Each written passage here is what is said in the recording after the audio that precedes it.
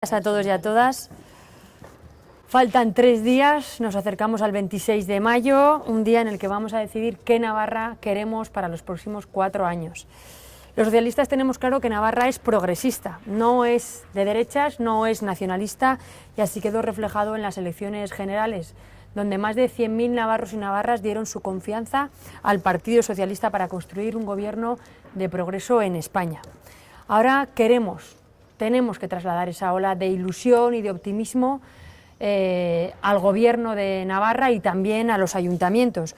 Un gobierno que queremos que sea progresista. Para eso nadie se tiene que quedar en casa. Está claro, ya a estas alturas de la campaña, todas las encuestas que hemos conocido, que la vía del cuatripartito es una vía muerta, no va a poder revalidar su mayoría. Y no va a revalidar su mayoría porque ha dejado en manos del nacionalismo el liderazgo del gobierno y ha marcado la agenda identitaria a la agenda social. Y la ciudadanía está decepcionada porque ese cambio no haya sido un cambio social, sino más bien un cambio nacionalista.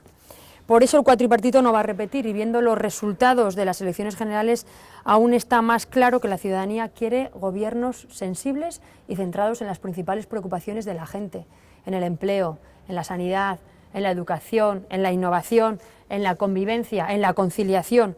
Por eso los socialistas estamos en eso, en promover un gobierno que se dedique a lo importante, a lo fundamental y a las principales preocupaciones de la gente y aleje la confrontación identitaria, las guerras de banderas, las imposiciones lingüísticas, y que nos centremos en eso, en las principales preocupaciones de la gente.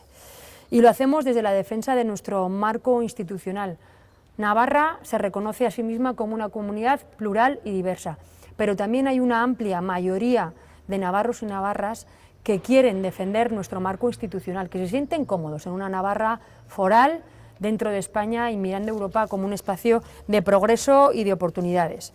Por lo tanto, el nacionalismo con barcos a la cabeza no han entendido lo que votó la sociedad en el año 2015, que quería un cambio social, no un cambio nacionalista. Y la izquierda no ha influido absolutamente nada en este gobierno. Por eso los vemos ahora en campaña pidiendo un giro a la izquierda para el próximo gobierno.